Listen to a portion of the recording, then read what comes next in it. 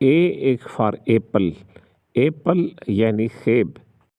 اے for اینٹ، اینٹ کا مطلب چیونٹی۔ اس لفظ کو آنٹ نہیں پڑھا جائے گا بلکہ جیسے اینٹ کہتے ہیں تو اینٹ پڑھا جائے گا۔ اے فار اینکر، جہاز کا لنگر۔ اے فار ایلیگیٹر، مگر مچھ۔ اے فار ایروپلین، ہوائی جہاز۔ اے فار ایروپلین، ہوائی جہاز۔ اے فار آرم، جس کا مطلب بازو ہے۔ اے فار ایمبولینس، ایمبولینس کو اردو میں بھی ایمبولینس ہی کہتے ہیں۔ اے فار ایرو، ایرو کا مطلب تیر ہے۔ اے فار ایکس، ایکس کا مطلب کلہاڑا ہے۔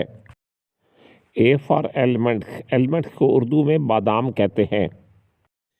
اے فار ایپریکاٹ، اسے ایپریکاٹ نہیں پڑھتے ایپریکاٹ پڑھتے ہیں۔ ایپریکاٹ کا مطلب خوبانی ہے۔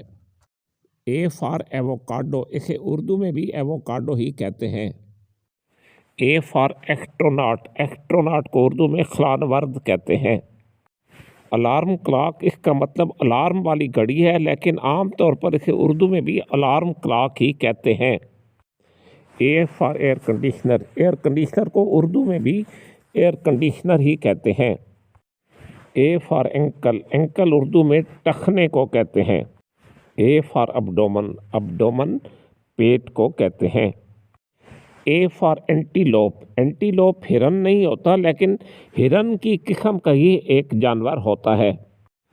اے فار آرم چیئر، بازو والی کرسی، اسے آرم چیئر لکھا جاتا ہے، آرمز چیئر نہیں لکھا جاتا اور پھر اسے اکٹھا لکھا جاتا ہے، یعنی اس میں اسپیس نہیں ہوتی ہے آرم اور چیئر کے درمیان۔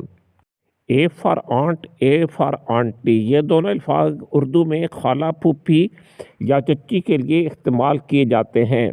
AUNTY آنٹی برٹش انگلش میں لکھا جاتا ہے عام طور پر، اور AUNTIE آنٹی عام طور پر امریکن انگلش میں لکھا جاتا ہے۔ Parents please subscribe my channel Pakistan English Urdu learning academy. Thank you.